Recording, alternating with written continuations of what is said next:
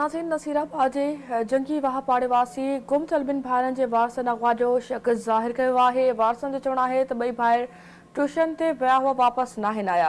हुननि जो त ख़दशो आहे त ॿिन्ही खे अगवा कयो वियो आहे। नाज़रीन, तव्हांखे आगाह कंदा रहूं पिया नसीराबाद जे जंगी वाह पाड़ेवासी गुम थियल ॿिनि भाइरनि जे वारसनि अगवा जो शक ज़ाहिर कयो आहे।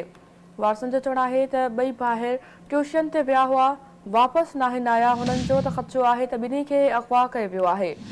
नसीराबाद जे जंगी वाह पाड़ेवासी गुम थियल ॿिनि भाइरनि जे वारसनि अगवा जो शक ज़ाहिर कयो आहे। वारसनि जो चवणु आहे त ॿई भाइर ट्यूशन ते विया हुआ, वापसि नाहिनि आया। हुननि जो त ख़दशो आहे त ॿिन्ही खे अगवा कयो वियो आहे।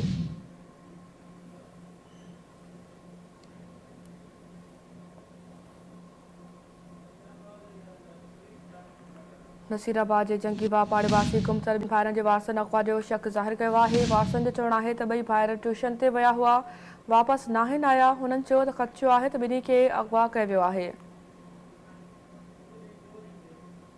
इन हवाले सां तफ़सील ॼाणण जे लाइ राब्तो कयो आहे सिंध टीवी न्यूज़ जे रिपोर्टर अल्लाह बख्श कुरैशी सां। जी अल्लाह बख्श, अपडेट कंदा हलो। ॿ भाइर अगवा थियण जो शक ज़ाहिर कयो आहे ॿिनि वारसनि, छा इन हवाले सां वधीक कहिड़ा तफ़सील आहिनि?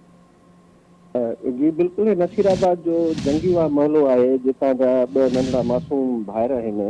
शफ़क़त अली जेको 7वीं क्लास जो शागिर्द आहे, ॿियो भाउ आहे मोहम्मद यूसुफ जेको 2 क्लास जो शागिर्द आहे। ॿई शौकत लज़ारीअ जा पुट आहिनि। ही जंगी वाह मोहल्ले ते रहंदा आहिनि। ही कल्ह खां पंहिंजे घर खां ओचितो निकिरी विया हुआ ऐं अॼु सुबुह वारसनि इहो शक ॾेखारियो त शायदि हीअ लापता थी विया आहिनि, मथां कंहिं अॻु हुजे।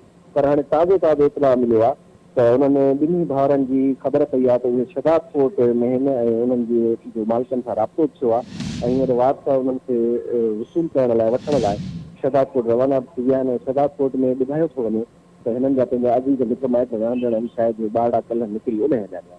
जी ठीकु आहे, अल्लाह बख्श, वॾी महिरबानी अवां हिन हवाले सां आगाही ॾिनी।